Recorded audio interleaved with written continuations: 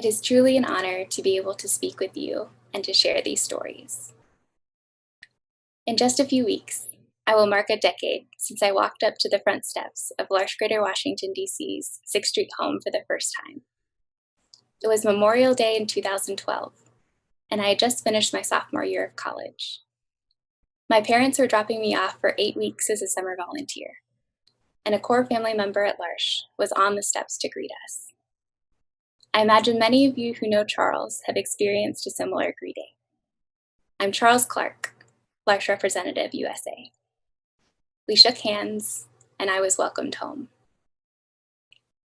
It is no exaggeration to say that my time at Larsh Greater Washington, D.C., first 8 weeks, then 2 years of living in community, has shaped every facet of my life since.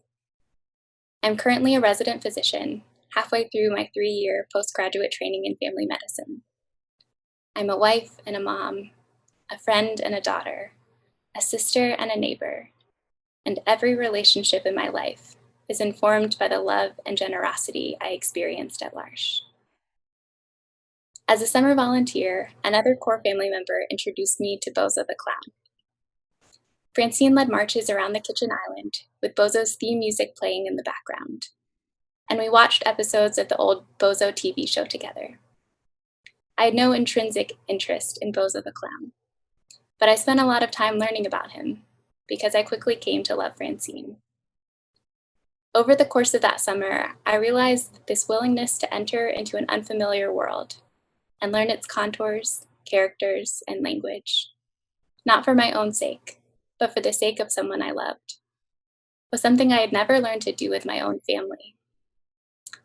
One of my brother's great loves is professional wrestling, and since age 4, he has dreamed about being in the WWE.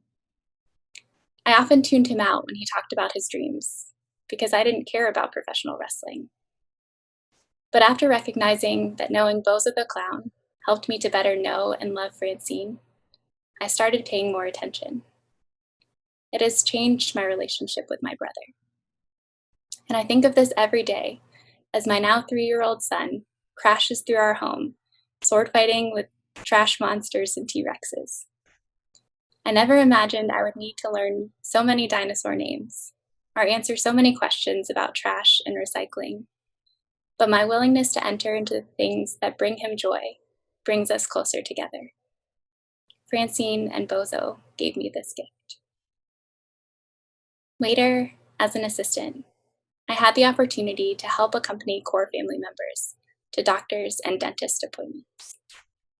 Many of my housemates unfortunately had poor or even traumatic experiences with medical care in the past, and often I benefited from seeing the fruit of many years of searching and building relationships with physicians who could best meet their needs.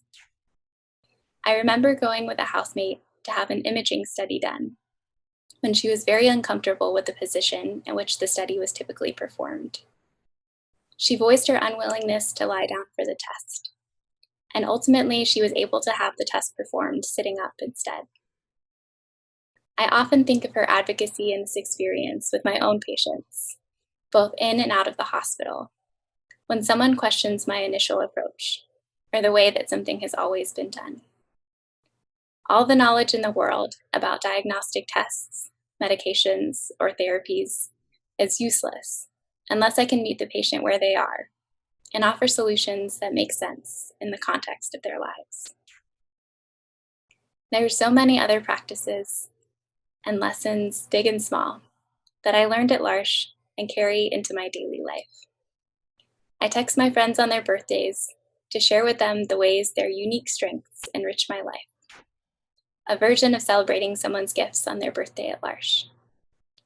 As a physician, I prioritize speaking directly to my patients and never skipping directly to a caretaker, though I deeply value the support of family members and caretakers in appointments. I ask for forgiveness from my family members and colleagues on a daily basis, something I practice routinely while living in community. I hope when my boys are old enough, we can take the time to pray together after dinner, to name our daily gratitude and petitions aloud, like I learned to do while passing the candle around the table at 6th Street. Life at L'Arche Greater Washington, D.C. can sometimes seem idyllic and set apart from the rest of the world, but I truly believe that all of us can and should live like L'Arche. L'Arche is a place of unmatched generosity, where I was welcomed and invested in and offered grace upon grace as I struggled and grew. It is a place of hospitality, where there is always room for one more at the table. It is a place of great vulnerability, as people who start as strangers choose to share the intimacy of caring for each other's bodies and spirits. It is a place where people and relationships are truly prioritized, a place of safety and of radical love. As Charles, Francine, Bruce, Lori, and so many others opened their lives to me, I was transformed in a way that shapes my daily life a decade later, and I hope for all my days. The way of life I found possible at L'Arche remains the standard against which I measure all I do, and for this I will always be grateful.